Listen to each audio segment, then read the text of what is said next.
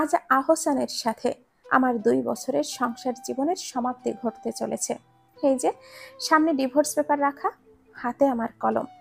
এক পলক আহসানের দিকে তাকালাম, ভাবলাম এই বুঝি সে আমার হাত ধরে বলবে, শুনয় না, আমাকে ক্ষমা করো, আমি তোমাকে ছাড়া বাঁচবো না, চলো নতুন করে শুরু করি সব, বলেই বুকে জড়িয়ে নিবে।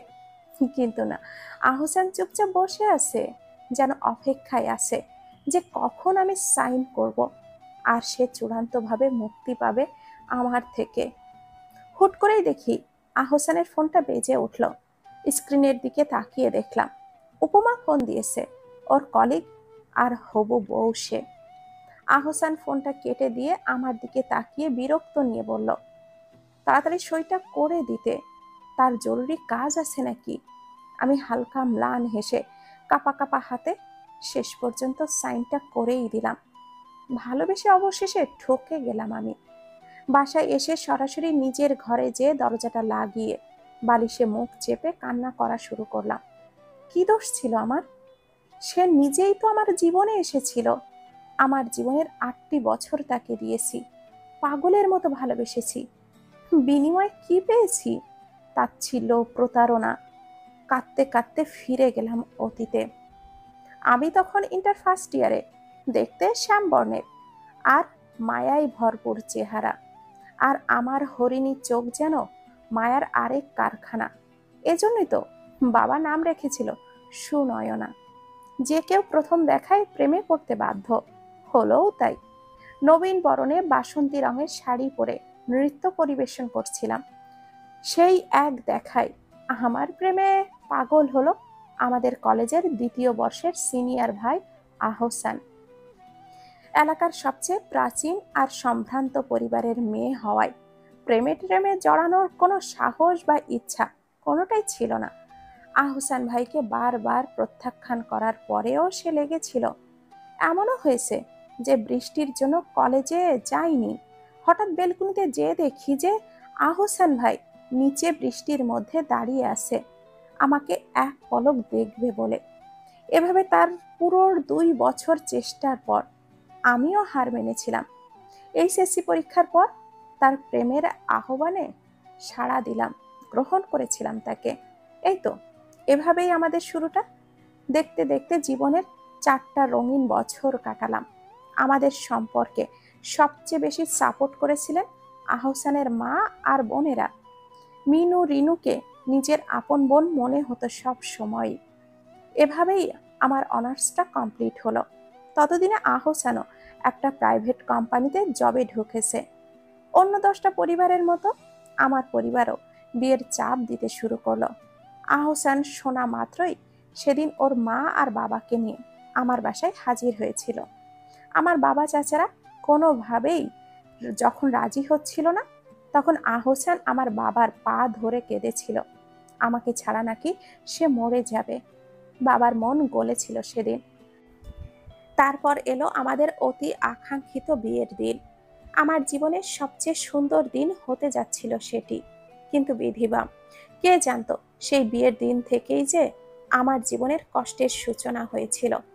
সেদিন বিয়ের আসরে কালো ভয়ঙ্কর ঝড়ের ন্যায় আগমন ঘটেছিল আমার ছোট বোন শিমুলের।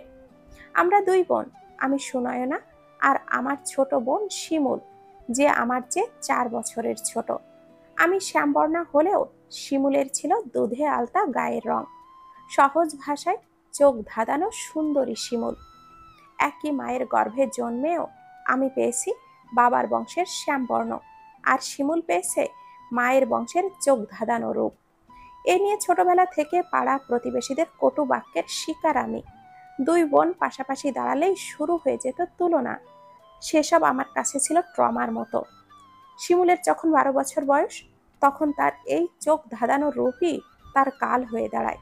বড় চাচার মেয়ে পদ্ম আপির নেশাখোর দেবরের চোখ পড়ে শিমুলের মতো বাচ্চার ওপর। আপির দেবর জিমানের তখন 19 বছর বয়স, লেখাপড়া না করে এলাকায় গুন্ডাগিরি করে বেড়াতো। শুনেছিলাম ওই অল্প বয়সেই বিভিন্ন ক্রাইমের সাথে জড়িয়েছে, কিন্তু টাকার জোরে বেঁচে ফিরেছে বারবার। জিমার প্রতিদিনই শিমুলকে রাস্তায় বিরক্ত করত, কিন্তু মেয়ের শ্বশুরবাড়ির লোক বলে বাসায় কেউ কিছু বলতেও পারছিল না। কিন্তু যেদিন বাবা চাচারা দুলাভাইকে বলে, সেদিন বড় দুলাভাই নাকি বাসায় অনেক মেরেছিল জিমানকে। রাগের বশে জিমান শিমুলকে কিডন্যাপ করার চেষ্টা করে। সৃষ্টিকর্তার দয়ায় সে যাত্রায় শিমুল বেঁচে যায়। এরপর বাবা মা আর দেরি না করে শিমুলকে কানাডায় ছোট চাচার বাসায় পাঠায় দেয়। শিমুল এতদিন তাদের সাথে কানাডায়ই থাকতো। বাংলাদেশে এসেছে আমার বিয়ে উপলক্ষেই। বিয়ের আসরে যখন শিমুল একঝাঁক মেয়ে নিয়ে খিলখিল করে হাসতে হাসতে ভেতরে ঢুকছিল, সেদিন অনুষ্ঠানের সব মেহমান বউকে রেখে বউয়ের ছোট বোনের দিকে তাকিয়ে চোখের তৃষ্ণা মেটাচ্ছিল। সেই শিমুল নামক ডানাকাটা পরী সেদিন আহসানেরও দৃষ্টি কেড়েছিল। তোলপাড় শুরু হয়েছিল সেই দিনই আহসানের মনে। অনেক দ্বিধা নিয়ে সে সেদিন কবুল বলেছিল। এরপর শুরু হলো আমার সংসার জীবন।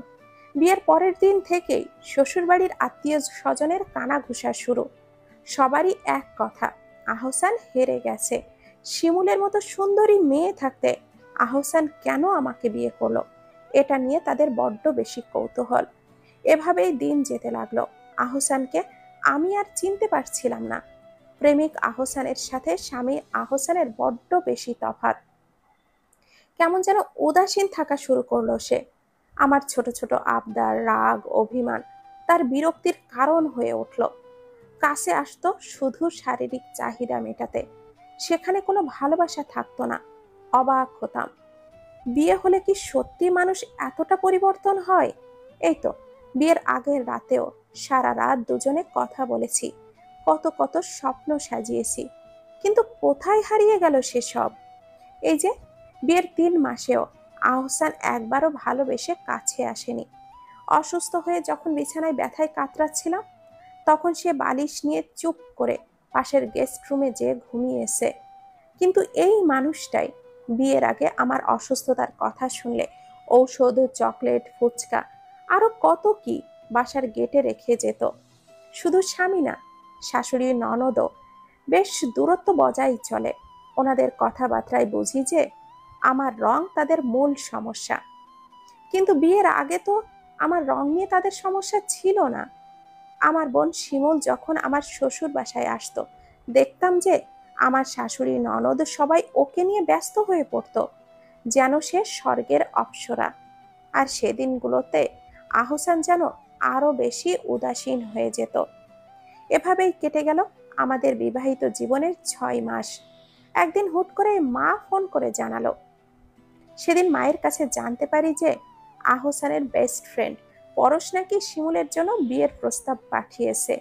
এই নিউজ শুনে আহসান আরো যেন সংসার বিমুখী হয়ে পড়ল। 1 মাসের মাথায় শিমুল আর পরশ ভাইয়ের বিয়ে হয়ে গেল। একদম যেন নজর ঝলসানো জুটি। সেদিন রিসিপশনের অনুষ্ঠানে ওদের বন্ধু মহলের সবাই এক বাক্যে বলে উঠল, পরশ তুই আসল দান মারছস মামা। বন্ধুর বিয়েতে যাইয়া বন্ধুর হুরপরির মতো শালিরে পটাইছস।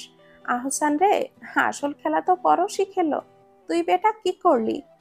এরকম অসংখ্য অবজ্ঞামূলক বাণী বলে তারা হেসে উঠল। আমি চুপচাপ সরে এলাম ওখান থেকে।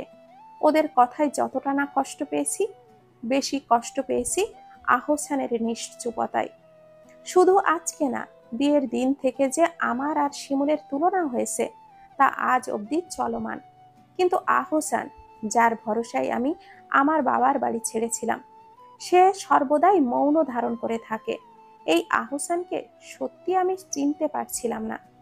বিয়ের আগে কেউ আমার দিকে চোখ তুলে তাকালেও আহসান তাকে যে শাসিয়ে আসতো। আর এখন না, উত্তর খুঁজে পাই না আমি। এসব ভাবতে ভাবতেই চোখ ভরে এলো। এরপর দিন যায়, আহসান আর আমার দূরত্ব বাড়তে থাকে।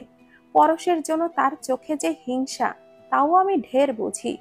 নিজেকে যে সবসময় অতি তুচ্ছ মনে করে। আজকাল আহসানও আমার রূপ, আমার যোগ্যতা নিয়ে প্রশ্ন তোলে।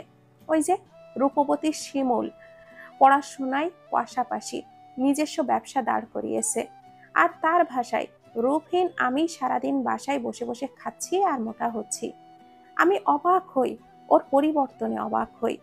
ও তো জানতো আমি সংসার সাজাতে চেয়েছি ছোট থেকেই। বাহিরের কাজে আমার কোনো আগ্রহ নেই। বিয়ের আগে আহসানও আমাকে এই বিষয়ে সাপোর্ট দিয়েছে যে তার বউকে পুতুলের মতো করে সাজিয়ে রাখবে। কিন্তু এখন এভাবেই পার হলো বিয়ের 1টি বছর। ম্যারেজ ডের দিনটাও তার মনে ছিল না। আমি মনে করিয়েও দেইনি। জোর করে কি আর ভালোবাসা পাওয়া যায়? আজকাল আহসান অনেক বেশি খুশি খুশি থাকে।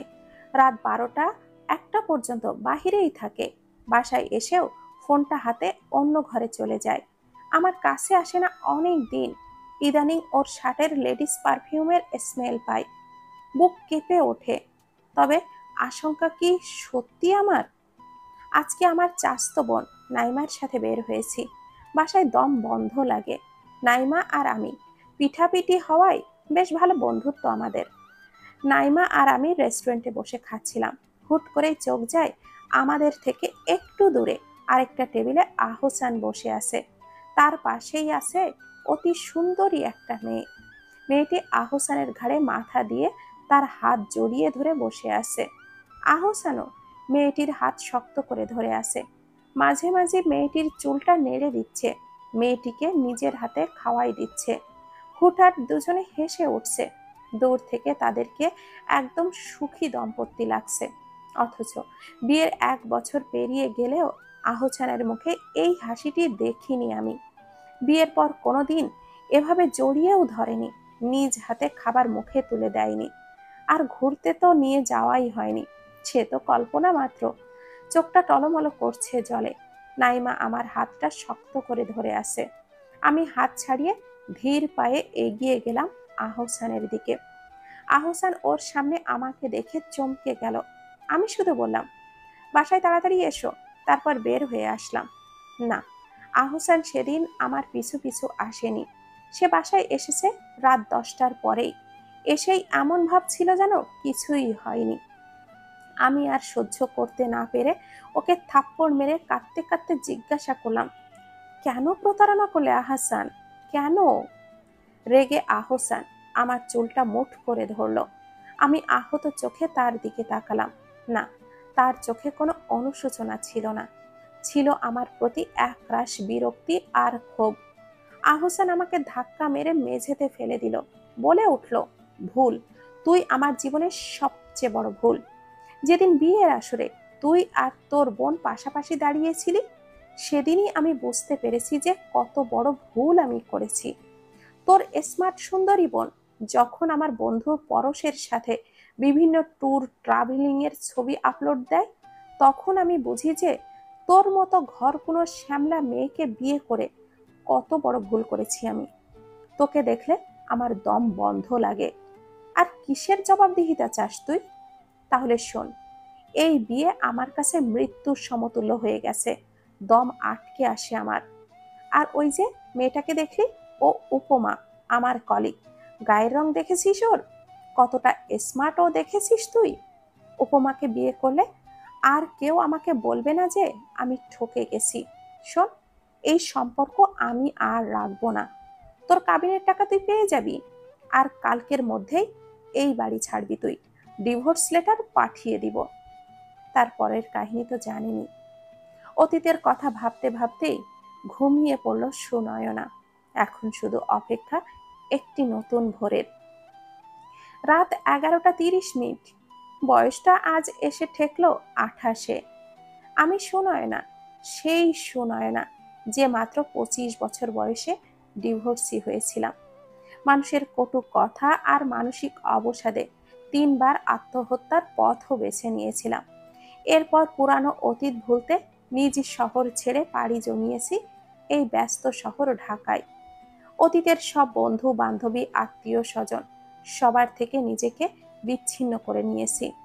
দূরত্ব তৈরি করেছি আপন পরিবারের সাথেও। মা বাবা ছাড়ে কেউ জানেও না আমি কোথায় আছি। মাঝে মাঝে বাবা মাকে ফোন দেই, শুধু জানাই দেই যে বেঁচে আছি আমি। তারপর দিন গেছে, মাস গেছে, গেছে বছর। ওই শহরে আর ফিরে যাওয়া হয়নি। তবে আমার এই ছোট্ট 2 কামরার ফ্ল্যাটটা আমার কাছে এক টুকরো স্বর্গের মতো। ভাবা যায়, যেই আমি পড়াশোনা ক্যারিয়ার নিয়ে জীবনেও ভাবিনি, ভেবেছি শুধু একটা ছোট্ট সাজানো সংসারের স্বপ্ন নিয়ে।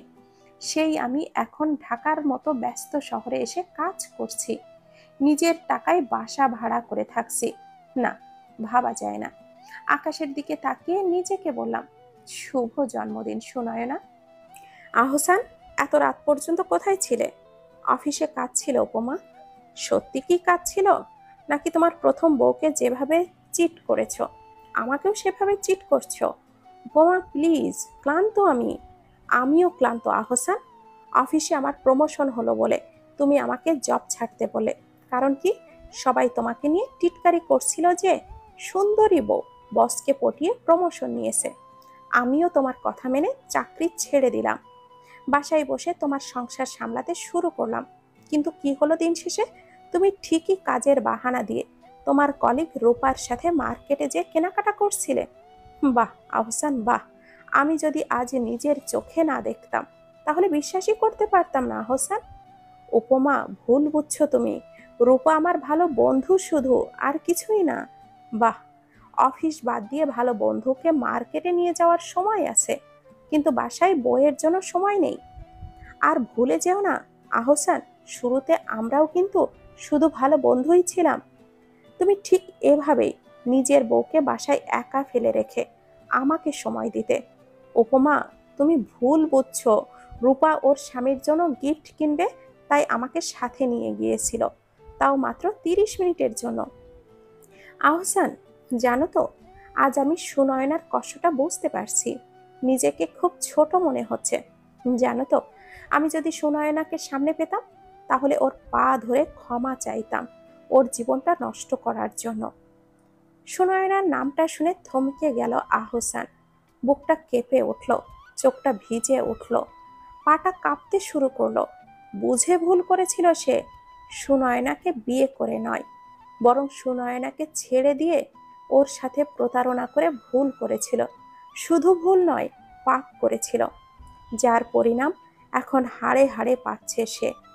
আহসানের ভাবনার মাঝেই উপমা বলে উঠল, এখন কি আমার শরীর, আমার সৌন্দর্য টানে না তোমাকে আহসান? শুনেছি এই সুন্দর ফর্সা মুখের জন্যই তো বিয়ে করেছিলে আমাকে, সোহাব করতে আমার রূপের। তবে এখন কি রূপা আমার চেয়েও বেশি সুন্দরী? থামবে প্লিজ উপমা, আমাকে বাধ্য করিও না আমার জঘন্য রূপ দেখাতে। এই, কি করবি রে তুই? আমি তোর সুনয়নার মতো অত ভালো না। শোন, যেই মেয়ে নিজের স্বার্থ, নিজের ভালোবাসার জন্য আরেক মেয়ের সংসার ভাঙতে পারে, সেই মেয়ে যে কতটা ভয়ঙ্কর তুই ভাবতেও পারবি না, বুঝলি? আমি তেমনি ভয়ঙ্কর। আমাকে ঠকাতে আসলে তোর পুরা গোষ্ঠীকে জেলে দিব। আহসান অবাক হয়। এ যে নিত্যদিনের ঘটনা। চুপচাপ সে ওয়াশরুমে চলে যায়, জোরে পানি ছেড়ে কাঁদতে থাকে। ছেলেদের নাকি কাঁদতে নেই, কিন্তু সে কাঁদে, প্রতিনিয়তই কাঁদে, তার সুনয়নার জন্য কাঁদে। পাশের রুমে আহসানের মাও চোখের পানি ফেলে।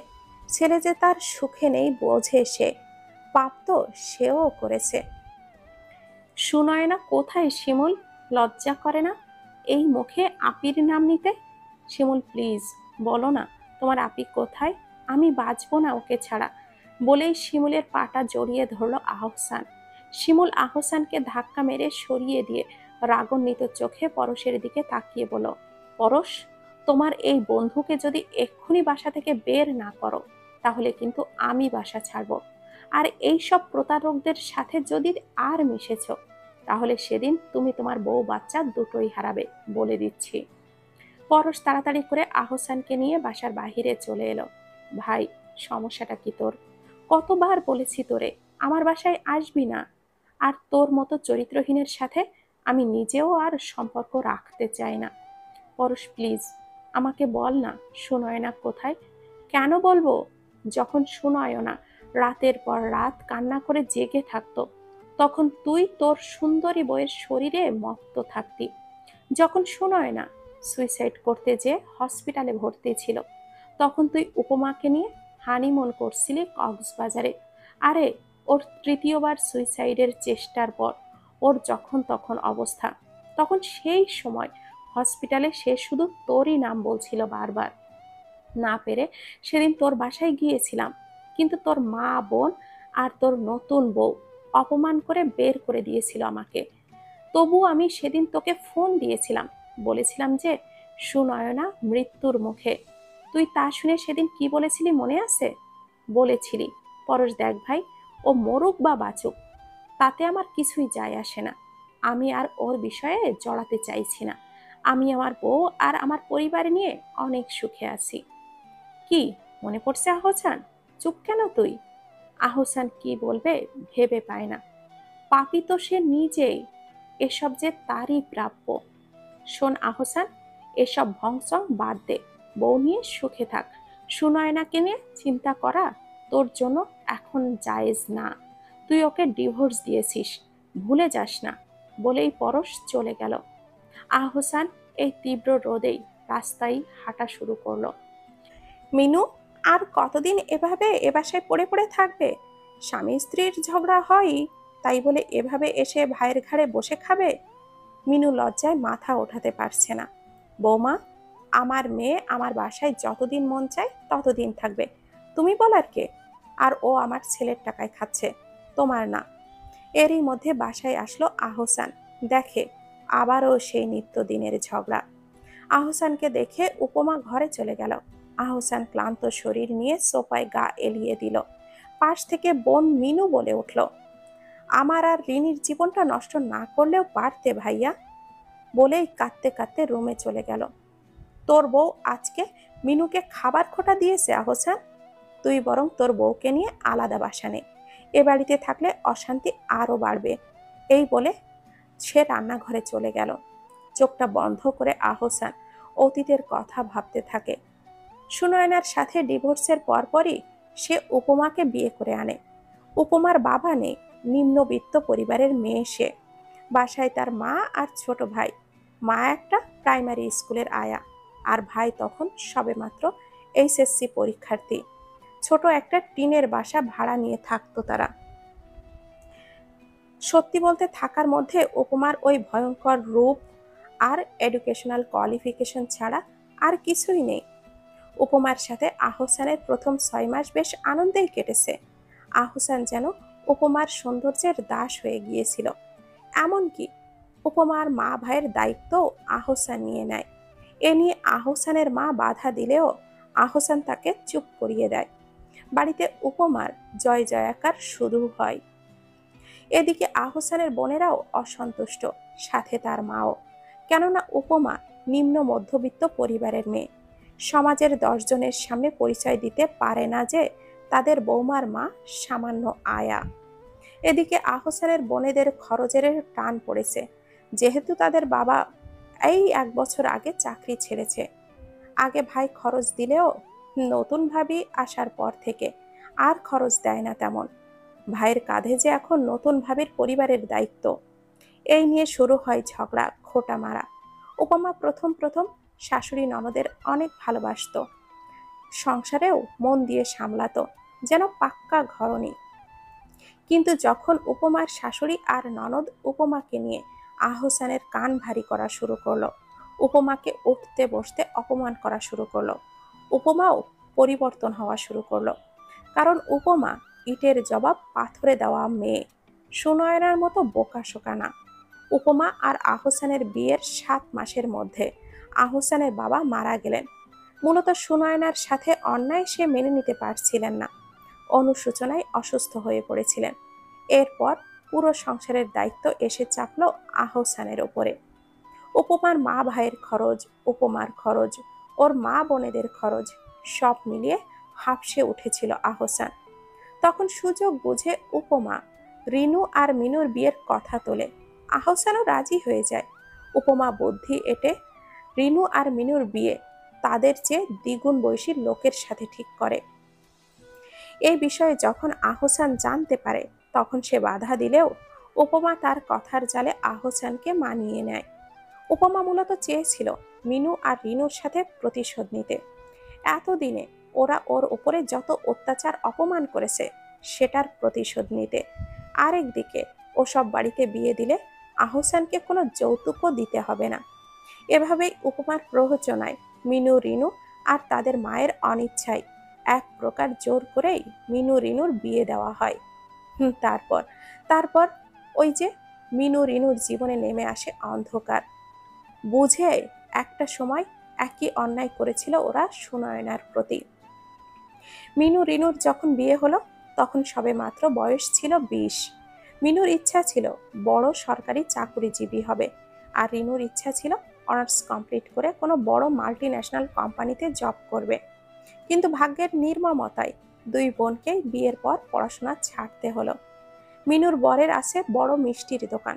শ্বশুর অল্প বয়সে মারা যাওয়ায় সংসারের দায়িত্ব পড়ে ওর স্বামী আসাদের ওপরে। 6টা ছোট ভাই বোনের দায়িত্ব পালনের পর, তাদের প্রতিষ্ঠিত করার পর অবশেষে 40 বছর বয়সে বিয়ে বসেছে সে। ও বাড়িতে বয়সে সবচেয়ে ছোট হলেও সম্পর্কে মিনু সবার বড় ভাবি। তাই দিন শেষে সব দায়িত্ব তার ঘাড়েই এসে পড়ে। প্রতি মাসেই আসাদের 4 বোন দল বেঁধে বাসায় আসে। ওদের রান্না বান্না আপ্যায়নের পুরো দায়িত্ব একা মিনুর কাঁধে। একটু ভুল হলেই শাশুড়ি আর ননদরা মিলে খুদ ধরতে পিছপা হয় না। আবার আসাদ বাসায় ফিরলেই সবাই মিলে কান ভারী করে আসাদের। তাই স্বামী স্ত্রীর মধ্যে মিল নেই বললেই চলে। আসাদ শুধুমাত্র শারীরিক চাহিদা মেটাতেই ওর কাছে আসে, তবে সে চাহিদায় কোনো ভালোবাসা থাকে না। আসাদের অন্য দুই ভাই ঠিকই ঢাকায় বউ নিয়ে থাকছে, কিন্তু মিনু আর সহ্য করতে পারছিল না। সরাসরি আসাদকে বলে এসেছে যে সে সংসার আলাদা করবে, না হয় মিনুকে ডিভোর্স দিবে। এটা বলেই এক কাপড়ে বের হয়ে এসেছে। এভাবে 7 দিন পেরিয়ে গেলেও আসাদ ওকে নিতেও আসেনি, ফোনও দেয়নি। এসব ভেবে মিনুর চোখটা ভরে আসে। তার ছোট বোন রিনুটাও যে সুখে নেই। রিনুর স্বামী জামাল ঢাকায় চাকরি করলেও মিনু থাকে গ্রামে ওর শ্বশুর বাসায়। গৃহস্থের পুরো কাজ একা হাতে করে। কোনো এক বিশেষ কারণে জামাল রিনুকে শহরে নিয়ে যায় না। রিনুর সাথে ফোনে অন্য 10টা স্বামীর মতো কথা বলে না।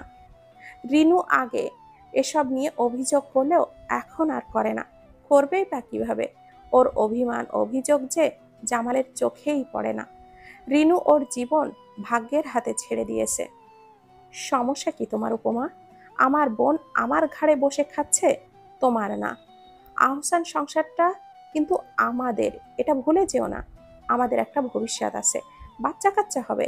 এখন তোমার মা বোনের পেছনে সব টাকা খরচ করলে ভবিষ্যতের জন্য কি রাখবো? ও তাই, তাহলে আজ থেকে আমি তোমার মা ভাইয়ের দায়িত্ব নিব না। আহসানের কথায় থতমত খেল উপমা। না আহসান, তুমি এটা করতে পারো না। তুমি নিজেই ওদের দায়িত্ব নিয়েছিলে, কথা দিয়েছিলে আমাকে, ভুলে গেছো? তাই নাকি? কই মনে পড়ছে না তো। শোনো উপমা, আমি আর বাহিরের মানুষের পেছনে টাকা ঢালবো না। তোমার মন চাইলে তুমি নিজে চাকরি করে খাওয়াও তাহলে। বলেই আহসান চলে গেল বেলকনিতে। এদিকে বিছানায় বসে ভাবছে উপমা, এখন কিভাবে মা ভাইয়ের খরচ দিবে সে? চাকরিও তো নেই, কে দিবে চাকরি? তার জীবনটা এত এলোমেলো হয়ে গেল কেন? আর ভাবতে পারছে না, মাথা ব্যথা বাড়ছে তার। সুনয়না গোছগাছ করছে। কাল ওর কলিগ রূপন্তীর বিয়ে, ওখানেই যাবে। প্রথমে মানা করে দিলেও পরে রূপন্তীর কথায় বাধ্য হয়ে রাজি হয়। কাল সকালেই ও রূপন্তীর দাদুর বাসায় যাওয়ার বাস ধরবে।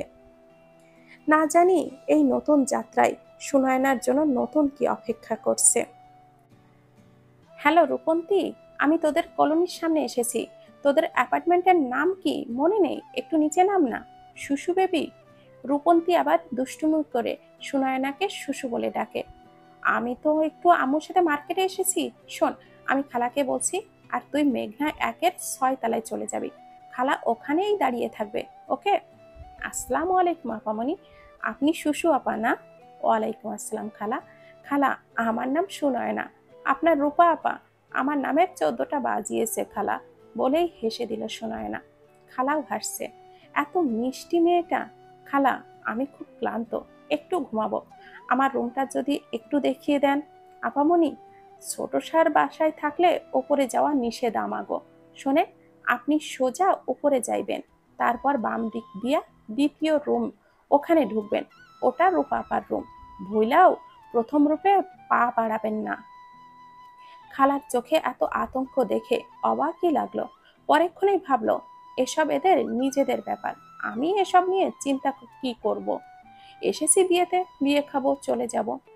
নিজের মনের কথা বলতে বলতেই ওপরে চলে যায়। সুনয়না রুমে ঢুকে দেখে হালকা আলোয় ড্রিম লাইট জ্বলছে।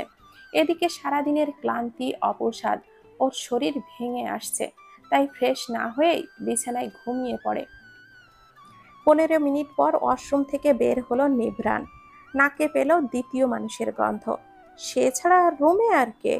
তাড়াতাড়ি যে লাইটটা অন করে দেখে বিছানার কোনায় কম্বল জড়িয়ে কে জানি বিড়াল ছানার মতো করে গুটলি পাকিয়ে শুয়ে আছে।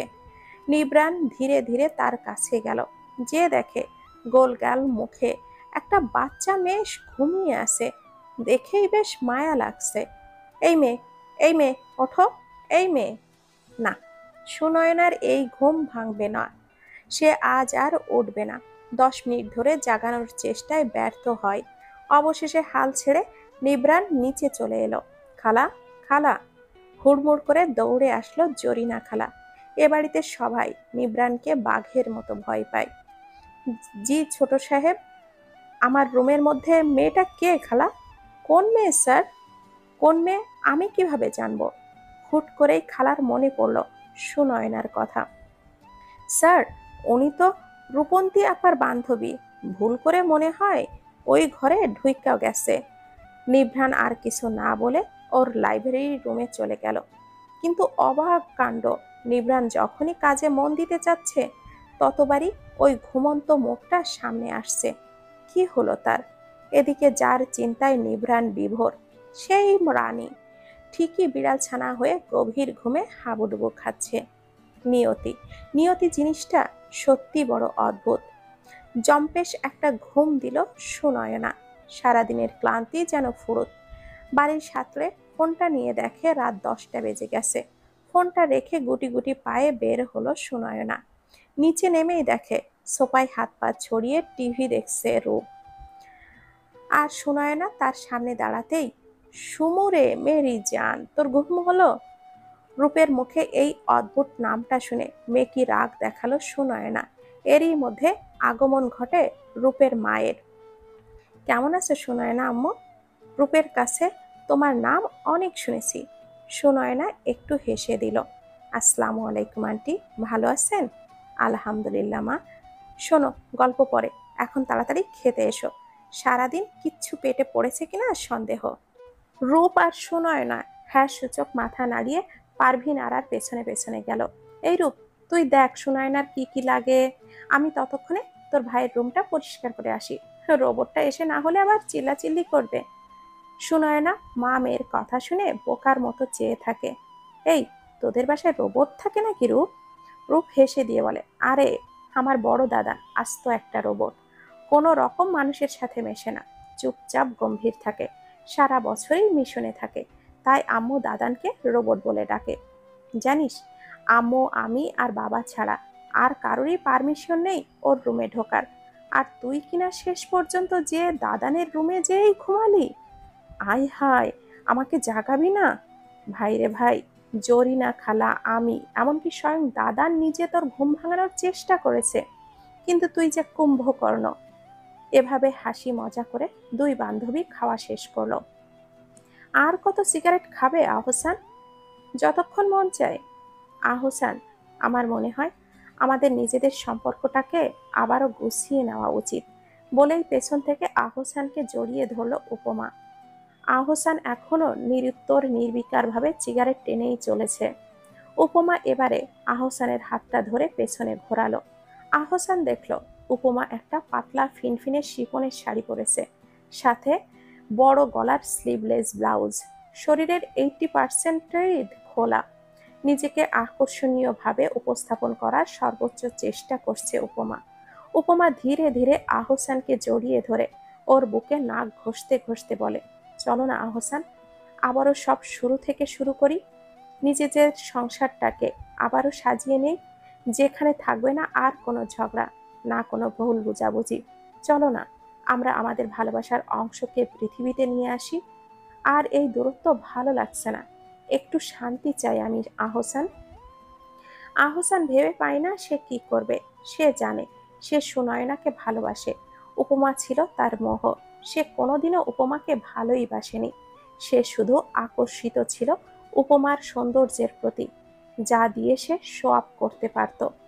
কিন্তু আর কত খুঁজবে সে সুনয়নাকে? এতগুলো বছর তো খুঁজেছে, নিজের ভুল বুঝতে পেরেছে, কিন্তু সুনয়না তো তাকে আর ক্ষমা করবে না, ফিরবেও না। তার চেয়ে ভালো উপমার সাথে অ্যাডজাস্ট করে বাকিটা জীবন কাটিয়ে দেওয়া। এই অশান্তি তারও আর ভালো লাগে না। থাক না সুনয়না তার হৃৎপিণ্ডের মাঝে আজীবন। আহসানও ধীরে ধীরে হাত উঠিয়ে উপমাকে জড়িয়ে ধরে তার ডাকে সাড়া দিল। দুজনের মনের আশা নতুন করে সব শুরু করার, একটু শান্তি পাওয়ার। আদৌ কি তারা শান্তি পাবে? সুনয়না রং ভর্তি হাতে রূপন্তীর পেছনে দৌড়াচ্ছে, এদিকে রূপন্তীও জান হাতে নিয়ে দৌড়াচ্ছে। ওর জামাই জান্টুস এসে ওকে ফার্স্ট ওর গালে রং মাখাবে। দৌড়াতে দৌড়াতে সুনয়না কিসের সাথে যেন ধাক্কা খেয়ে পড়ে যেতে নিলে একটি পুরুষালী শক্ত হাত তার কোমর শক্ত করে জড়িয়ে ধরল। সুনয়না সামনে তাকিয়ে দেখে রূপের বড় দাদান। সে তাড়াতাড়ি করে নিজেকে ছাড়িয়ে মাথা নুয়ে বলে, সরি দাদান, আমি খেয়াল করিনি। সুনয়নার মুখে দাদান ডাকটা মোটেও পছন্দ হয়নি নিভ্রানের।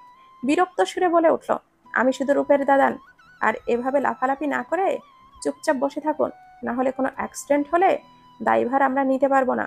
বলেই গটগট করে বেরিয়ে গেল নিভ্রান। এদিকে নিভ্রানের কথায় অপমানের চোখটা ভারী হয়ে আসলো সুনয়না। তার এই এক সমস্যা, কারোর অপমান তুচ্ছ তাচ্ছিল্য সহজে নিতে পারে না। এরপর চলে গেল আরো 3 মাস। রূপন্তীর বিয়ের দিনই ব্যাক করেছিল সুনয়না। এরপর আর তেমন যোগাযোগ হয়নি। রূপন্তীও জব ছেড়ে এখন নতুন সংসারে ব্যস্ত। এদিকে সুনয়নাও বেশ আছে তার একাকী জীবনে। আর জাওয়াদ, ও তো ওর বিড়াল ছানার কল্পনা থেকে বেরই হতে পারছে না। তবে কি 35 বছর বয়সে এসে মেজর নিব্রানের দ্বিতীয়বারের প্রেমে পড়ল? আজ উপমা খুব খুশি, ভেতরে যে তার নতুন অস্তিত্ব। আহসানের সাথে সম্পর্কটাও বেশ উন্নতি হয়েছে। আহসান আবার তার মা ভাইকে খরচ দিচ্ছে। এদিকে উপমাও তার শ্বশুর শাশুড়ি ননদের সাথে আর ঝগড়া করে না। এক কথায় বাসায় আবারও শান্তি ফিরেছে। ড্রেসিং টেবিলের সামনে এসব ভাবতে ভাবতেই চুল মুছছিল উপমা। হঠাৎ ড্রয়িং রুম থেকে চিল্লাচিল্লির আওয়াজ শুনতে পেল। অজানা আশঙ্কায় বুকটা কেঁপে উঠল তার। দৌড়ে বাহিরে এসে গেল সে। মা, রিনু কাঁদছে কেন? রিনু, কি হয়েছে বলবি? আহসান জিজ্ঞাসা করার সাথে সাথে উপমা এসে জিজ্ঞাসা করলো, রিনু, তুমিও হঠাৎ? কেন ভাবি, এখন কি নিজের বাসায়ও আসতে পারবো না? আমি তা বলিনি রিনু। থাক ভাবি, আমার জীবনটা তো শেষ করেই দিয়েছো তোমরা। যে নামের সংসার ছিল ওটাও আর নেই বলে কাঁদতে শুরু করলো। মানে? মিনু আর ওর মা তাড়াতাড়ি করে রিনুকে বুকে আগলে নিল। সবাই হতভম্ব। আহসান ঘটনা জানতে চাইলে রিনু বলে যে ওর স্বামীর ঢাকাতে আলাদা সংসার আছে, তার 18 আর 16 বছরের 2টা বাচ্চাও আছে। রিনুকে বিয়ে করেছিল শুধু মায়ের শেষ আশা পূরণ করতে, কারণ ওর প্রথম বউ সোফিয়া অন্য ধর্মের, তাই ওর মা ওকে মেনে নেয়নি। কিন্তু জামালের মায়ের ক্যান্সার ধরা পড়ায় আর বড় জোর করায় কয়েক বছর বাঁচবে সে। তাই শেষ বয়সের ইচ্ছা স্বরূপ সে জামালের কাছে বৌমাকে আবদার করে। বৌমার সেবা পাওয়ার ইচ্ছা ছিল, তাই জামাল রিনুকে বিয়ে করে। কিন্তু ওটা ছিল নামের বিয়ে, কোনো স্বামী স্ত্রীর সম্পর্ক ছিল না, এমনকি বিয়ের কাগজও জাল ছিল। আজকে সকালে যখন ওর শাশুড়ি মারা যায়, জামাল 2 ঘন্টা পরে ওকে রুমে ডেকে সব বলে, 3 তালাক দেয়। তারপর কাবিনের টাকাটা পরিশোধ করে বাসা থেকে বের করে দেয়। বলতে বলতে কাঁদতে থাকলো রিনু, আর বলে উঠল, ভাবি, তুমি খুশি তো? কেন আমার জীবনটা শেষ করলে ভাবি? উপমা আহসান চুপচাপ রুম থেকে বের হয়ে আসলো। কারোর মুখে কোনো কথা নেই। উপমা বিছানায় বসে আছে, মনটা কেন জানি অস্থির লাগছে। হুট করে রুমে আসে রিনু। ভাবি, কেমন আছো? খুব ভালো আছো তাই না? রিনুর চোখটা লাল হয়ে আছে, ঘৃণায় নাকি রাগে নাকি প্রতিশোধে। বুকটা কেঁপে ওঠে উপমার। রিনু, বিশ্বাস করো, আমি তোমার ক্ষতি চাইনি, বিশ্বাস করো তো ভাবি, কিন্তু জেনে রেখো তোমার সুখও আর বেশি দিন নেই। বলেই চলে গেল রিনু। রুমে ভীত সন্ত্রস্ত হয়ে বসে পড়ল উপমা। আবার কি নতুন ঝড় আসছে? মা বাবা, তোমাদের সাথে আমার জরুরি কথা আছে, তাই আজ ডেকেছি। বল বেটা, কার অপেক্ষা করছিস? রূপন্তীকেও ডেকেছি মা। ছেলের হাবভাব ঠিক দাঁড়াচ্ছে না। নিভ্রানের মা বাবা তীক্ষ্ণ দৃষ্টিতে তাকিয়ে আছে ছেলের পানে। কি কারণে এত জরুরি তলব ডেকেছে ছেলে? দরজায় বেলের শব্দে ধ্যান ভাঙল দুজনে। রূপন্তী বোধহয় এসে গেছে, আমি খুলে দিচ্ছি। রূপন্তী সদর দরজা দিয়ে ঢুকতে ঢুকতে জিজ্ঞাসা করে, এই দাদান, কি হয়েছে রে? এভাবে ডেকে আনলি? তোমরা একটু বসো আগে, আমি বলছি। নিভ্রান যদিও অনেক স্ট্রেট ফরওয়ার্ড একজন মানুষ, তবুও সে এসব কথা বাবা মায়ের সামনে বলতে একটু ইতস্তত বোধ হচ্ছে তার। তবুও সাহস করে বলেই বসে, আম্মু, আমি বিয়ে করব। মিসেস সালমা নিজের ৩৫ বছর বয়সী ছেলের মুখে বিয়ের কথা শুনে থতমত খেয়ে বসে। মানেটা কি? তার এই বুইড়া রোবট ছেলে অবশেষে বিয়ে করবে? খুশিতে বলে ওঠেন, আরে বেটা, এই ব্যাপার! আমি আজকেই শহরের সুন্দরী সুন্দরী মেয়ে। মায়ের কথা সম্পূর্ণ না হতেই নিভ্রান বলে বসল, মেয়ে আমি নিজেই পছন্দ করেছি মা। এবার সবাই প্রশ্নসূচক দৃষ্টিতে তাকালো তার পানে। আমি রূপের বান্ধবী সুনয়নাকে বিয়ে করতে চাই মা। এ যেন আজ পর পর বোমা ফাটছে। সবচেয়ে বেশি অবাক হচ্ছে রূপ। দাদান, তুই কি জানিস সুনয়না? জানি, ও ডিভোর্সি। তবুও যায় আসে না আমার তাতে। কিন্তু আমার অবজেকশন আছে নিবরান। সুনয়না ভালো মানলাম, কিন্তু আমি আমার ছেলে এমন একটা মেয়ের সাথে কিভাবে? মা, তোমার ছেলে মেয়ে দুজনই খুব নোংরা অতীত আছে, এটা ভুলে যেও না। মিসেস সালমা চুপ হয়ে গেলেন। ছেলের ওপর কথা বলার সাধ্যই তার নেই। আর সুনয়না মেয়েটা খারাপ নয়, ভারী মিষ্টি। শোনরূপ, আপাতত এইসব বিষয় নিয়ে সুনয়নার কানে যেন না যায়। যা করার আমি করব।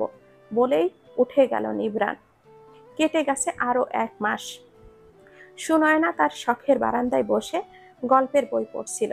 হুট করেই তার ফোনটা বেজে উঠল। ফোনটা রিসিভ করে ওপাশের কথা শোনার পর যেন সুনয়নার দুনিয়া উল্টে গেল। আজ পুরো ৩ বছর পরে তার পরিচিত শহরে পা রাখছে সুনয়না। হসপিটালের করিডোর হয়ে দৌড়ে যাচ্ছে। তার বাবা হসপিটালে ভর্তি। পুরো ৩টা বছর পর বাড়ির মেয়েকে চোখের সামনে দেখে সবাই কেঁদে ফেলল। ডক্টর এসে জানিয়েছে সুনয়নার বাবা এখন আশঙ্কামুক্ত। রাত ৮টা। সুনয়নাদের বিশাল ড্রয়িং রুমে তার পুরো পরিবার জড়ো হয়েছে। আসামি হয়ে সামনে বসে আছে সুনয়না। সুনয়নার নিজেকে প্রচন্ড স্বার্থপর মনে হচ্ছে। যেই মানুষগুলো তাকে জন্ম দিল, তাকে এত সুন্দর জীবন দিল, সেই মানুষগুলোকে সে ৩টা বছর ধরে আর অন্য কারোর জন্য, ওই প্রতারক আহসানের জন্য, যেই আহসানকে সে স্বেচ্ছায় পরিবারের অনিচ্ছায় বিয়ে করেছিল। শোনো না সুনয়না, এতদিন তুমি যা করেছো মেনেছি, যা চেয়েছো দিয়েছি, কিন্তু আজ আমরা একটা জিনিস চাইবো। তুমি কি রাজি হবা? বাবা, সরি তোমাদের কষ্ট দেওয়ার জন্য। তুমি যা বলবে আমি রাজি। তোমার বিয়ে ঠিক করেছি আমরা, আর কালকেই বিয়ে। হঠাৎ এমন কথা শুনে থমকে গেল সুনয়না, কিন্তু পরেক্ষণে ভেবে উঠল, না, বাবা মাকে আর কষ্ট দিব না। আমি রাজি বাবা, আলহামদুলিল্লাহ। সকালে সূর্যের আলোয় পিটপিট করে চোখ খুলল সুনয়না, কিন্তু নিজেকে অপরিচিত রুমে দেখে চমকে উঠল সে। তবে কি বিদায় হয়ে গেছে তার? এটা কি তার নতুন সংসার? আর রুমটা আবছা পরিচিত লাগছে কেন? কাল রাতে প্রচন্ড সাদামাটা ভাবে বিয়ে হয়েছে তার। পাশের বাড়ির আন্টিরাও জানতে পারেনি। শুধু ছেলে, ছেলের বাবা আর মা, বোন জামাই এসেছিল। বিদায়ের আগে সুনয়না মাথা ব্যথা আর ঘুমের ঔষধ খেয়ে একটু রেস্ট নেওয়ার জন্য চোখটা বন্ধ করেছিল। আর তারপর মনে নেই। এটা কোনো কথা? তার বিদায় হয়ে গেল, সে নিজেই জানল না। ভাবতে ভাবতেই সে পাশে ফিরে তাকিয়ে দেখে উদম পিঠে তার পাশে একজন শুয়ে আছে। হ্যাঁ, এটাই তো তার স্বামী, যাকে সে দেখেনি, চেনেও না। বিছানা ছেড়ে উঠতে যাবে সুনয়না, এমন সময় লোকটা ঘুমের মধ্যেই এপাশ ঘুরে সুনয়নার কোমর জড়িয়ে ধরল। লোকটার গরম নিঃশ্বাস সুনয়নার গালে পড়ছে। লজ্জায় গাল দুটো লাল হয়ে গেল তার। ক্ষণিকের জন্য নিঃশ্বাসটা বন্ধ হয়ে এলো। আবার ছোট্ট হৃৎপিণ্ডটার লাফানিও আছে। এবার আস্তে আস্তে পাশে তাকালো সে, কিন্তু তার পাশে শুয়ে থাকা পুরুষকে দেখে সে 1000 ভোল্টের শক খেয়ে বসলো। কি দেখছে এটা সে? আর কাকে দেখছে? মেজর নিবরান। উনি এখানে কি করছেন? তার মানে কি আমার বিয়ে এই অহংকারী মেজরের সাথে হয়েছে? ভেবেই আটকে উঠল সুনয়না। সুনয়না তাড়াতাড়ি করে নিভ্রানের হাত ছাড়িয়ে উঠতে গেলে নিভ্রানেরও ঘুম হালকা হয়ে যায়। পিটপিট করে চোখ মেলে দেখে তার সদ্য বিবাহিতা বউ তার হাত সরানোর চেষ্টা করছে। তা দেখে নিভ্রান বিরক্ত হলো বেশ। সারা রাত জার্নি করে এসেছে, এই তো ঘন্টা 2 আগেই তার চোখ লেগেছে। এর মধ্যে বইয়ের এমন ছটফটানি সহ্য হলো না তার। তাই ইচ্ছে করে বলিষ্ঠ হাত দিয়ে সুনয়নার কোমর ধরে নিজের দিকে আরো টেনে এনে নিজের বাহু বন্ধনে আবদ্ধ করলো। তারপর সুনয়নার কানের কাছে তার ঠোঁট নিয়ে আলতোভাবে স্পর্শ করে বলল, নয়ন, একটু ঘুমাতে দাও জান প্লিজ, অনেক ক্লান্ত আমি, বলেই আবারও ঘুমের দেশে পাড়ি জমালো। এদিকে সুনয়নার যেন জান যায় যায় অবস্থা। কি বলল এই অহংকারী লোক? আমাকে জান বলল? আবারও লজ্জায় লালিমায় ভরে ওঠে তার গালদ্বয়। এক সময় সেও নিজেই ঘুমের দেশে পাড়ি দেয়। উপমা এখন 4 মাসের প্রেগনেন্ট। আহসান তার বেশ খেয়াল রাখছে, পারলে নিজের হাতে খাইয়ে দেয়। অন্যদিকে তার শাশুড়িও এখন বেশ যত্ন নেয়। কিন্তু এর মধ্যে রিনু ও মিনুও চুপচাপ হয়ে গেছে কেমন। এই তো 2 দিন আগেই মিনুর স্বামী ওকে ডিভোর্স লেটার পাঠিয়েছে, তবু মেয়ে না টু শব্দ করেছে আর না কেঁদেছে। উপমার ভয়, তবে কি এটা ঝড় আসার আগের নিস্তব্ধতা? এত মাস পর আহসান আজ আবারও ড্রিঙ্ক করছে। কিছুদিন আগে তার শখের নারী, তার ভালোবাসা সুনয়নার বিয়ে হয়ে গেছে, কিন্তু সে জানতেও পারল না। জেনেই বা কি করবে? তার স্ত্রী উপমা এখন প্রেগনেন্ট, সে উপমাকে ছাড়তে পারবে না। অন্যদিকে নয়নও তাকে ক্ষমা করবে না। আজকে যখন পরশ আহসানকে নয়নের বিয়ের সংবাদ দিল, তখন যেন ওর পুরো দুনিয়া এলোমেলো হয়ে আসলো তার। নয়নের স্বামীর ছবি দেখে কেন জানি প্রচন্ড হিংসে হচ্ছিল। তার শখের নারী যে অন্য কারোর। নিজের দোষে নিজের প্রাণ প্রিয়াকে হারিয়েছে সে। আজ 1 মাস হতে চলল, নিভ্রানের তেমন কোনো খোঁজ নেই। ওই দিন সকালে আবারও ঘুমানোর পর হুট করেই 1টার দিকে নিভ্রানের ফোন কল আসে। কি যেন এক অফিসিয়াল কথা বলে তাড়াতাড়ি বের হয়ে যায়।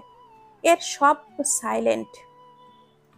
এই 1 মাসে মোটে 4বার ফোন দিয়েছে নিভ্রান, শুধু বলেছে যে সে ভালো আছে, এর বেশি একটা কথাও বলে না।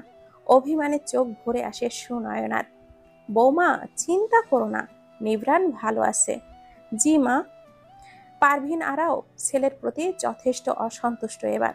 এতদিন মেনে নিয়েছে, কারণ নিভ্রান একা ছিল, কিন্তু এখন তো একটা সংসার আছে, মিষ্টি একটা বউ আছে। মেয়েটির কি সকাল্লাদ নেই? বিয়ের পরের দিন সকালেই কিভাবে মেয়েটাকে এভাবে একা ফেলে কাজে চলে গেল? ভাবতে ভাবতেই স্বামীর কাছে গেল সে। এখন সে তার এই অসামাজিক ছেলের রাগ স্বামীর উপরে ঝাড়বে। এদিকে সুনয়নাও ঢাকার চাকরি ছেড়ে এখানে পাশের একটা স্কুলের চাকরি নিয়েছে। ওর শ্বশুর বাবাই দিয়েছে সেটা, অন্তত ওর মনটা ব্যস্ত থাকবে। না হলে ওনার গুণধর পুত্র যে কাজ করছে।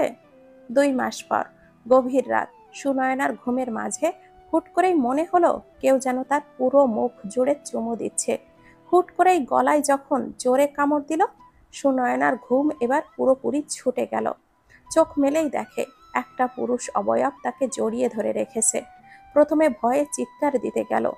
ওই পুরুষালী অবয়বটি আলতো করে তার ঠোঁটটা চেপে ধরে।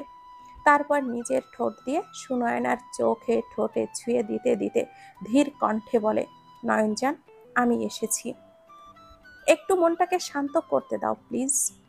শীতল অনুভূতি ছেয়ে গেল সুনয়নার পুরো শরীর জুড়ে। এই অনুভূতি আগে কখনো হয়নি তার। এরকম ভালোবেসে কেউ শান্তির আহ্বান করেনি। আহসানের প্রতি তার করা অসম্মান, অবহেলা, উদাসীনতা হুট করেই তার চোখের সামনে ভেসে উঠল। চোখ ভারী হলো তার। তার যেন কি হলো সে জানে না। আকস্মিক 2 হাত বাড়িয়ে জড়িয়ে নিল নিভ্রানকে। হ্যাঁ, সেও চায় নিভ্রানকে। এই 3 মাসে সে কম পড়েনি। আজ নিভ্রানের এই আদর মাখা আদর ফিরিয়ে দিতে সে অক্ষম। সুনয়না চায় আবারও ভালোবাসতে, আবারও নতুন করে বাঁচতে। সুনয়নার সম্মতিতে খুশি হলো নিভ্রান। আবারও মাতাল কণ্ঠে বলল, ভালোবাসি আমার নয়নজান। বিপরীতে এবার সুনয়নাও বলে উঠল, মেজর সাহেব, আমি বাঁচতে চাই আবার। আমাকে নিজের বুকে আগলে রাখুন না প্লিজ।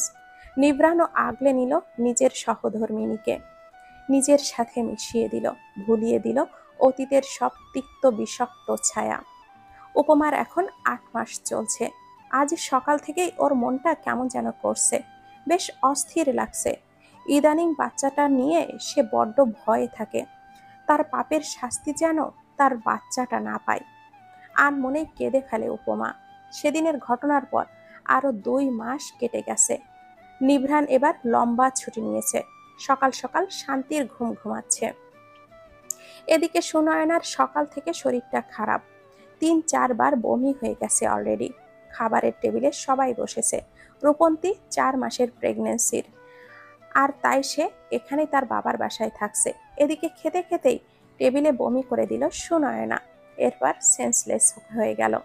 নিভ্রানের তো জান যাই যাই অবস্থা। তাড়াহুড়ো করে সবাই সুনয়নাকে নিয়ে হসপিটালে রওনা হলো। কিছুক্ষণ পর সুনয়নার চেক আপ শেষে ডক্টর হাসতে হাসতে বলে, মিষ্টি ছাড়া তো সুসংবাদ দিব না মেজর। চতুর বুদ্ধির নিভ্রান ডাক্তারের ইঙ্গিত সহজেই বুঝে ফেলল। শরীর কাঁপছে ওর। সত্যি কি, সত্যি কি তার অংশ আসতে চলেছে? ডাক্তার নিভ্রানের অনুভূতি আজ করতে পারল। কাঁধে হাত দিয়ে সাহস দিয়ে কেবিন থেকে বেরিয়ে গেল। নিভ্রান ধীর পায়ে সুনয়নার বেডের কাছে গিয়ে বসলো। ওর হাত দুটো হাতে নিয়ে চুমু দিতে লাগলো। আজ সে অনেক বেশি খুশি। জীবনের শ্রেষ্ঠ সুখ পেতে চলেছে সে। এদিকে সুনয়নার এখনো ঘুম। সে জানল না তার শক্ত মনের এই অসামাজিক মেজর মশাই আজ কাছে। কি সুন্দর। রাত প্রায় 12টা বাজতে চলেছে, কিন্তু সুনয়না আর নিভ্রান কারোর চোখেই যেন আজ আর ঘুম ধরা দিচ্ছে না। অতি আনন্দ যে ঘুমও উড়ে যায় আজ হাড়ে হাড়ে বুঝছে তারা। নিভ্রানের বুকে মাথা রেখে শুয়ে আছে সুনয়না। নিভ্রান আলতো করে তার মাথায় হাত নেড়ে দিচ্ছে। দুজনেই চুপ করে আছে, কিন্তু মনে মনে যে সুখের সাগরে ভাসছে। আজ সারাটা দিন বাসায় এক প্রকার উৎসব চলেছে।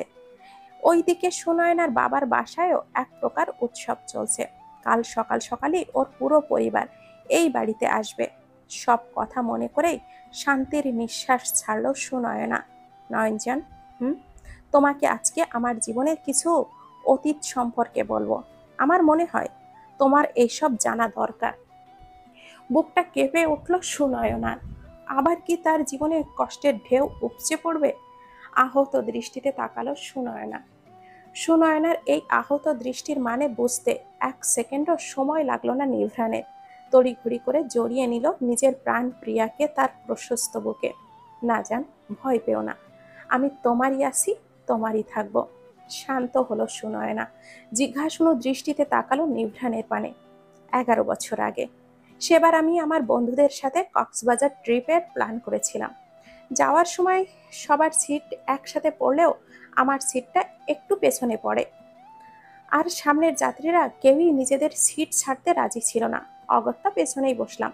বাসা ছাড়ার ঠিক আগ মুহূর্তে মুখ স্কার্ফ পেঁচিয়ে একটা অল্প বয়সী মেয়ে তাড়াহুড়ো করেই আমার পাশে বসলো। তারপর বাচ্চাদের মতো করে আমার কাছে জানালার পাশে সিটটা আবদার করে বসলো। তার কথাবার্তা আচরণ পুরোই বাচ্চাদের মতো। মেয়েটির নাম ছিল অনামিকা। সেদিন সারা রাত সে আমার সাথে গল্প করেছে। এমনকি তার কোন কার্টুন পছন্দ এই সব পর্যন্ত বলেছে। আমি সেদিন মুগ্ধ হয়েছিলাম তার বাচ্চা মতে। এরপর এরপর যা হওয়ার তাই, ফোন নাম্বার আদান প্রদান, তারপর ভালো লাগা, ভালোবাসা। 4 বছরের পথ চলা ছিল আমাদের। ভয়ঙ্কর ভালোবাসতাম তাকে, ভয়ঙ্কর। আমার বন্ধু সামির আর রূপন্তীর একজন আরেকজনকে ভালোবাসতো। রূপন্তী যখন অনার্স ফার্স্ট ইয়ারে, তখন সামিরদের বিজনেসের একটা প্রজেক্টের জন্য 2 বছরের জন্য সামিরকে ইতালিতে যেতে হয়। তাই সামিরের ঠিক করেছিল রূপন্তীকে বিয়ে করে রেখে যাবে। দুই পরিবারের সম্মতিতে বিয়ের ডেট ঠিক হলো তাদের। এদিকে সুযোগে আমিও অনামিকার সাথে আমার বিয়ের কথাও তুলি। ঠিক হয় যে একই দিনে আমার আর অনামিকার আর সামির আর রূপন্তীর বিয়ে হবে। এদিকে আমাদের অফিসে ভেজাল চলছিল। কে বা কারা জানি অফিসের গোপন তথ্য পাচার করছিল। গোপন তথ্যে আমরা জেনেছিলাম দেশে বড় কোনো হামলা করার প্রস্তুতি চলছিল। দেখতে দেখতে আমাদের বিয়ের দিনও চলে আসলো। সেদিন সবাই আমরা অনেক বেশি হ্যাপি ছিলাম। ছোটখাটো ভাবে পারিবারিকভাবেই বিয়ের আয়োজন করা হয়েছিল। বিয়ের আসরে বসার 30 মিনিট আগে আমার সহকর্মী মাজহারের ফোন এলো। সে ভীত কণ্ঠে আমাকে তাড়াতাড়ি করে হোয়াটসঅ্যাপ চেক করতে বলল। আমি চেক করে দেখি একটা ফাইল দিয়েছে যার উপরে লেখা যে এরা টেররিস্টদের স্পাই। 10 জনের নামের লিস্ট দেওয়া হয় এবং এদের ছবিও। এতক্ষণ সব ঠিকঠাক ছিল, কিন্তু যখন সিরিয়ালের 10 নম্বর স্পাইয়ের ছবি দেখলাম আমার পায়ের থেকে মাটি সরে গেল। হাত কাঁপছে, আমার শরীর কাঁপছে। এটা কি সত্যি? এদিকে ক্যাপ্টেন মাজহার ফোনে অনবরত আমাকে সেফ থাকতে বলছিল। সে নাকি অলরেডি ফোর্স নিয়ে রওনা হয়েছে। এসবের মাঝে আমার হুট করে মাথায় এলো আমার পরিবারের কথা। তাদেরকে নিরাপদে আগে এখান থেকে সরাতে হবে। তাড়াহুড়ো করে নিচে নেমে অনামিকা আর তার সঙ্গীরা জিম্মি করে রেখেছে আমার পরিবারকে। সেদিন আমাকে দেখে অনামিকা ভয়ঙ্কর ভাবে হাসছিল। তার ছেলের হাসি ছিল সেটা। আর এত নোংরা ভাষা ব্যবহার করেছিল, আমি ওকে চিনতেই পারছিলাম না সেদিন। তাই ওই ভয়ঙ্কর রূপ আমার পুরো ভেতরটা ভেঙে চুরে শেষ করে দিয়েছিল। এরপর ঘটে আরেক বীভৎস ঘটনা। রূপন্তীকে আঘাত করে গেলে সামির সামনে চলে আসে। ফলে রূপন্তীর সামনেই সামিরের মৃত্যুর মুখে ঝুঁকে পড়ে। সেদিন আমি নিজ হাতে অনামিকার ওপর গুলি চালিয়েছিলাম যতক্ষণ পর্যন্ত ওর মৃত্যু নিশ্চিত না হয়। সেদিন সামির জানে বেঁচে গেলেও কোমায় চলে যায়। আঙ্কেল আন্টি ওর উন্নত চিকিৎসার জন্য দেশের বাহিরে নিয়ে যায়। আর আমার বোনটা অপেক্ষার প্রহর গুনতে শুরু করে। ভেতরে ভেতরে গুমড়ে মুচড়ে শেষ হয়ে যায় আমার বোনটা। অবাক লাগছে? এত কষ্ট মনে পুষে সবসময় হাসি খুশি থাকতো কি করে? আমার রূপন্তী এমনই, কখনো নিজের কষ্ট সে প্রকাশ করে না। এরপর দীর্ঘ 7 বছর পর জ্ঞান ফেরে সামিরের। অবশেষে মিল হয় সামির আর রূপন্তীর। আর আমি তারপর থেকে রোবট মানবে পরিণত হই। ভেবেছিলাম আর কোনো দিনও নিজের জীবনে কাউকেই জড়াবো না, কিন্তু নয়ন যান, আপনি এসে আমার সব কিছু এলোমেলো করে দিলেন। এরপর আলতো করে সুনয়নার কপালে চুমু এঁকে দিল নিভ্রাণ। সুনয়না এখনো আশ্চর্য হয়ে চেয়ে আছে। এই মানুষগুলোর জীবনে এত কষ্ট ছিল, এত ভয়ঙ্কর অতীত। সে হিসেবে তার তো অতীত কিছুই না। সুনয়না এবার শক্ত করে জড়িয়ে ধরে বলল, ভালোবাসি মেজর সাহেব। হসপিটালের 302 নম্বর কেবিনের সামনে বসে আছে আহসান, আর ভেতরে তার স্ত্রী উপমা, যে একদিন আগে সে তার গর্ভের সন্তানকে হারিয়েছে। আর আহসান হারিয়েছে তার বেঁচে থাকার শেষ আশাটাকে। এই তো আর 2 দিন পরেই ডেট ছিল, কিন্তু কি থেকে কি হয়ে গেল। আহসানের খুব কাঁদতে ইচ্ছে করছে, চিৎকার করে কাঁদতে ইচ্ছা করছে, কিন্তু কোনো কাঁধ খুঁজে পাচ্ছে না। মা বোনকে আজ খুব স্বার্থপর মনে হচ্ছে, ঘেন্না হচ্ছে তাদের প্রতি।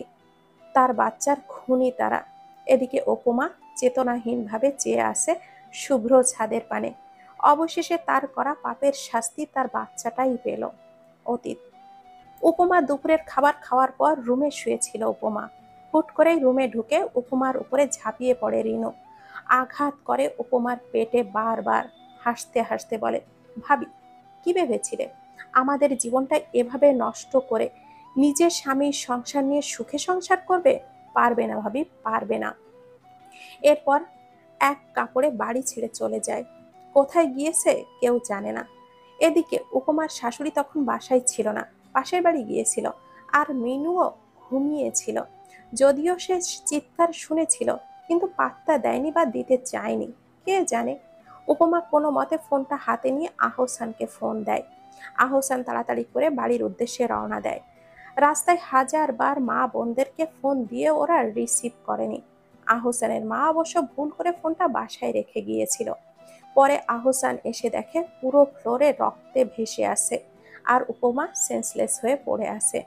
তখনই বাসায় আসে আহসানের মাও। পরে উপমাকে হাসপাতালে নিয়ে গেলেও তারা বাচ্চাটাকে বাঁচাতে পারেনি।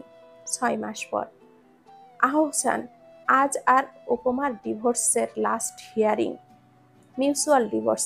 অবশ্য উপমাই চেয়েছে, সে জীবনে এখন একটু শান্তি চায়, নতুন করে জীবনটাকে আরেকবার সুযোগ দিতে চায়। আহসানের সাথে সে সুখে থাকবে না। সে বুঝতে পেরেছে। হসপিটাল থেকে ফেরার পর আহসান অনেক বেশি যত্নশীল হয়েছিল। উপমাকে নিয়ে নতুন বাসায়ও উঠেছিল। মা বোনের সাথে সব সম্পর্ক শেষ করেছিল। কিন্তু উপমা কেন জানি কিছুই ভালো লাগছিল না, শান্তি পাচ্ছিল না। আহসানের চোখে সে কখনো ভালোবাসা দেখতে পেত না।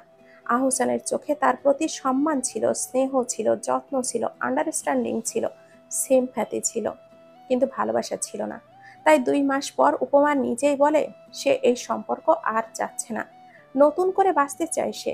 আজ 2 মাস হলো, নতুন চাকরিতে জয়েন করেছে সে, ভালো আছে, বেশ ভালোই আছে। অন্যদিকে আহসানকে যখন উপমা ডিভোর্সের কথা বলে, আহসান ভেবে দেখে যে উপমা যেই ভালোবাসা বা পরিবার ডিজার্ভ করে আহসান তাকে তা দিতে পারবে না। তাই উপমার কথার মান রেখে সেও ডিভোর্সের জন্য রাজি হয়ে যায়। সে চায় মেয়েটা এবার সুখ পাক, একজন মানুষ পাক যে তাকে প্রকৃত ভালোবাসবে।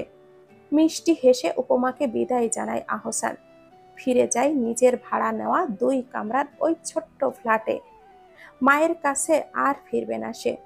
মাসের খরচটা প্রতি মাসে ঠিকই পাঠিয়ে দেয় বন্ধুর হাতে, তবু ওই বাসায় আর পা রাখবে না সে। জীবনের এই একাকিত্বটাই সুন্দর। আর রিনুর কোনো খোঁজ নেই। বেঁচে থাকলে পাপের শাস্তি ঠিকই পাবে একদিন। মিনু মায়ের সাথেই ও বাড়িতেই পড়ে আছে। ওর স্বামীর সাথে ডিভোর্স হয়ে গেছে। এখন সে আবারও পড়াশোনা শুরু করেছে। প্রতিটা মুহূর্ত আল্লাহ তাআলার কাছে ক্ষমা চাই। উপমার কাছেও চেয়েছে। শেষে সুনয়নার বাবার বাসায় যে মাফ চেয়ে এসেছে, কিন্তু সুনয়নার সাথে কেউ ওকে যোগাযোগ করতে দেয়নি। তারা চায় না সুনয়নার বর্তমানে অতীতের কোনো ছায়া পড়ুক। কিছুদিন আগেই সুনয়নার পুরো পরিবার ঢাকায় শিফট হয়েছে। 10 বছর পর সুনয়নার ফুপি ছোট ছেলে ফাহিমের বিয়ে উপলক্ষে আজ প্রায় 10 বছর পর সুনয়নার নিজের জন্মস্থান যশোরে পা রাখল। 10টা বছর। ডিসেম্বরের সকাল, চারপাশে কুয়াশার ঢাকা। এরই মধ্যে সুনয়নার কাজিনরা মিলে প্ল্যান করলো সবাই টঙে বসে গরম চা খাবে। সাথে সাথে বের হয়ে গেল বান্দরের দল। কেউ বলবে না যে এদের বয়স বেড়েছে। দোকানে বসে চা নিয়ে পাউরুটি দিয়ে খাচ্ছিল আহসান। বছর 4 আগে মা মারা গেছে। মিনুরও আবার বিয়ে হয়েছে, আলহামদুলিল্লাহ সে সুখী এখন। মিনুর অনুরোধে আহসান এই বাসায় ফিরে এসেছে। একাই থাকে। সকালে অফিসে যাওয়ার আগে এই দোকানে সে নিয়মিত নাস্তা করে। দোকানে ঢুকতে ঢুকতে থমকে দাঁড়ালো সুনয়না। আজ পুরো 13 বছর পর মানুষটাকে দেখছে সুনয়না। 13টা বছর। আহসানও হুট করে সামনে তাকিয়ে থমকে যায়। আজ এতগুলো বছর পর সে তার শখের নারীকে দেখছে। সুনয়না তড়িঘড়ি করে দোকান থেকে বের হতে গেলে আহসান পেছন থেকে ডেকে ওঠে, নয়ন। সুনয়না শুনেও যেন না শোনার ভান করে চলে যায়। আহসান পিছু আসতে গিয়েও থেমে যায়। তার খুব করে বলতে মন চাচ্ছে, নয়ন, তোমাকে ভালোবাসি, খুব করে ভালোবাসি, কিন্তু বলতে পারে না সে। কিভাবে বলবে সে? তার শখের নারী এখন অন্য কারো। নয়ন রুমে এসে দরজাটা লাগিয়ে দেয়। চোখ যায় বিছানায়। তার মেজর সাহেব আর দুটো ছানা আরামে লেপের তলে ঘুমোচ্ছে। আস্তে করে বারান্দায় যেয়ে দাঁড়ায়। চোখ ভরে আসে তার। হ্যাঁ, আজও আহসানের প্রতি তার বুকে গভীরে কোথাও ভালোবাসা থেকে গেছে। অস্বীকার করে না সে, কিন্তু সে তার মেজর সাহেবকে এর থেকেও 1000 গুণ বেশি ভালোবাসে। তার অন্ধকার জগতের আলোর উৎস সে। মেজর সাহেব তার অস্তিত্ব, তার শেষ ভালোবাসা। হঠাৎ করে এক জোড়া বলিষ্ঠ হাত সুনয়নার কোমর চেপে ধরে। তারপর নিজের দিকে টেনে নিয়ে আলতো করে কাঁধে চুমু দিয়ে বলে, নয়নজান, অতীত দেখে এভাবে ভয় পেলে চলবে? নয়নের মুখে হাসি ফুটে ওঠে। ওই মানুষটা এত ভালোবাসে কেন ওকে? এই মানুষটার ভালোবাসার জন্যই তো সে বেঁচে আছে। এত বোঝে কিভাবে তাকে? সুনয়না পেছনে ঘুরে জড়িয়ে ধরে তার মেজর সাহেবকে। তখনই তার দুটো ছানা দৌড়ে এসে মা বাবাকে পেঁচিয়ে ধরে। নিভ্রাণ বাচ্চাদের কোলে নিয়ে বারান্দায় রাখা সোফায় বসে। এরপর সুনয়নাকে টেনে বসায়, কানে কানে বলে, ভালোবাসি বউজান। নয়না নিভ্রাণের কাঁধে মাথা রেখে বলে, আমিও ভালোবাসি আমার ছানাদের আব্বুকে। দুজনেই হেসে দিল। ভালো থাকুক তারা, ভালোবাসারা ভালো থাকুক।